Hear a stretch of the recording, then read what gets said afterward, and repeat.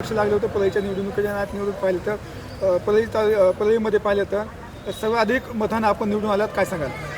माझ्या आईचा वारसा एक 40 वर्षापासून म्हणजे आईनं उपनगराध्यक्ष, बांधकाम सभापती, पाणी पुरवठा, स्वच्छता म्हणजे जनसंपर्क आमचा आहे आणि लोकांमध्ये ग्राउंड लेवलवर काम आहे आमचं.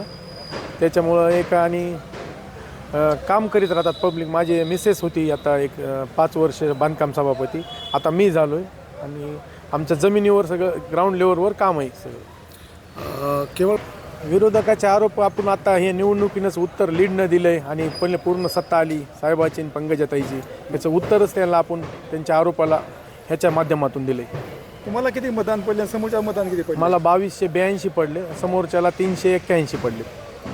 आम्हाला 1902ची लीड आहे आणि सर्वाधिक बीड जिल्ह्यात सर्वात अधिक लीड आहे मला.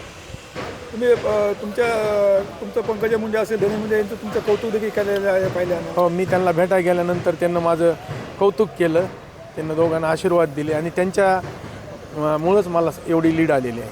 आता काय कुठले काम आहे तुमच्या प्रभाव तुम्हाला आता करायचे ते? आता मला काही माझ्या इथं सार्वजनिक काही काम आहेत, मंदिरचे असतील किंवा हे काही रोड असतील, थोडंफार काम आहेत. बाकीचे मी गेल्या टर्नलाच केलेले आहेत माझी मिसेस असताना.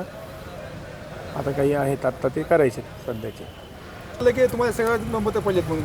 मला आधी परळी वैजनाथमध्येच पडलेत असं वाटत होतं. ज्यावेळेस मी ताईच्या बंगल्यावर गेल्यानंतर तिथं बरेच जण म्हणले तू जिल्ह्यात नंबर 1. मग मी त्याच्यानंतर माहिती घ्यायला सुरुवात केली. प्रत्येक नगरपालिकेची बीड जिल्ह्यातून मी PDF मागविलं. त्यानंतर मला रात्री कळालं की मी नंबर 1 आहे. मग आम्ही त्यातली छाननी करून बघितल्यानंतर मी 1 नंबरला आहे असं मला लक्षात आलं.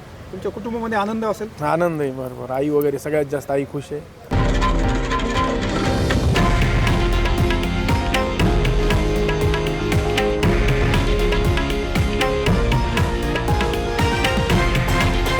हे आहे देशातील नंबर 1 न्यूज नेटवर्क आणि आपण पाहत आहात TV9 मराठी, एकमेव.